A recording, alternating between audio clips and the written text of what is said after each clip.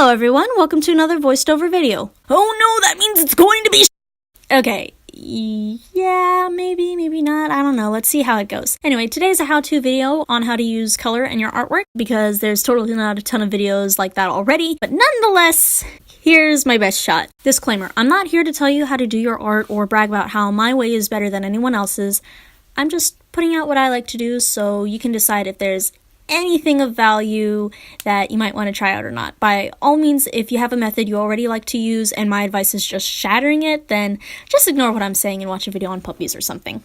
Tip number 1. Analogous colors. By Google definition. Comparable in certain respects, typically in a way which makes clear the nature of the things compared. Or in art terms, that means they're the colors that are next to each other on the color wheel. A lot of times they're depicted in pairs of 3. These colors, for example, would be yellow, orange, green, red, purple, blue, light purple, dark purple, and blue, etc. I like using analogous colors a lot because they're pretty simple to pair up palette-wise. Plus, it's really fun to add another color next to them on the wheel or directly on the opposite side to really add a striking focal point on your piece. So yeah, for example, this little potion that's hopefully being showed, I had tips of blue at the end of the smoke, and I think that really makes it pop. So yeah, play around with that. Be creative.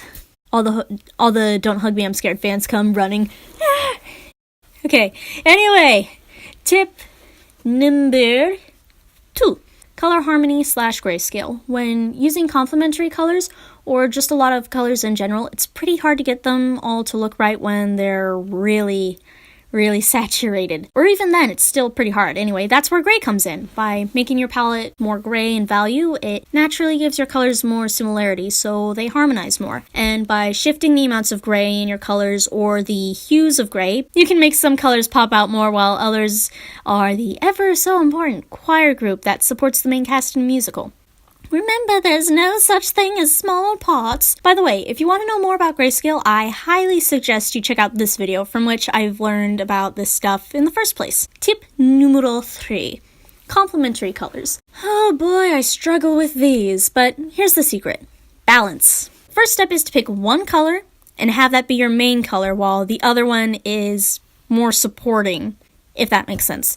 In this case, I've used red as the main color, which you can see in the label, the background, and obviously on the candle. Meanwhile, green is only in the bottle. It also helps make one color more saturated than the other. In this case, green's a lot brighter than red. This keeps it from being too loud and jarring for the viewers, because if it's a 50-50 mix of red and green, it'll just be too much. So this is a trick that I found really clever. So yeah, tip number 4, shading. So I just learned about this recently, but everyone knows the basic way to shade is by adding white to make stuff lighter and black to make stuff darker. But that's not the only way! Plus, while it works in some cases, adding black can really dull your colors and white can really wash them out, especially with colored pencils. So what can you do? With lighting, it's a little tough to brighten your work because not a lot of colors are as light as white, except for yellow.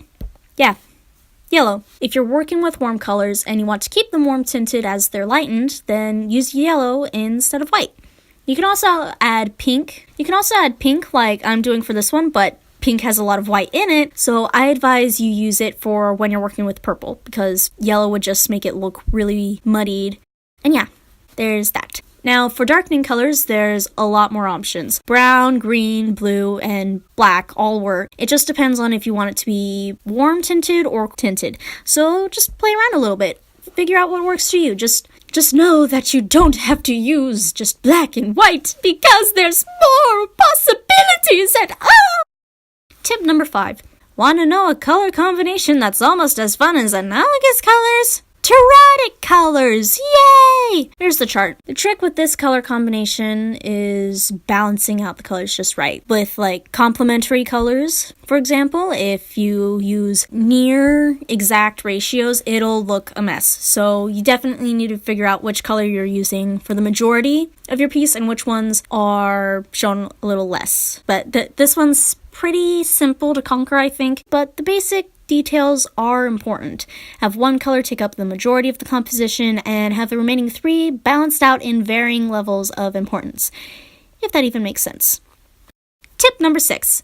Color palettes. This is something I really struggle with, so no pressure on getting it right away. However, it will make your life so much easier if you figure out what colors you want to use. And by what colors you want to use, I mean exact colors, or near exact. You might change your mind at some point, but you know what I mean. Play around on a separate sheet of paper of what color compositions you might want to use, experiment a little bit, and when you're done and collected all of your data from that piece of paper, lay out all the colors you think you're going to use for your finished piece and make sure that they look well together.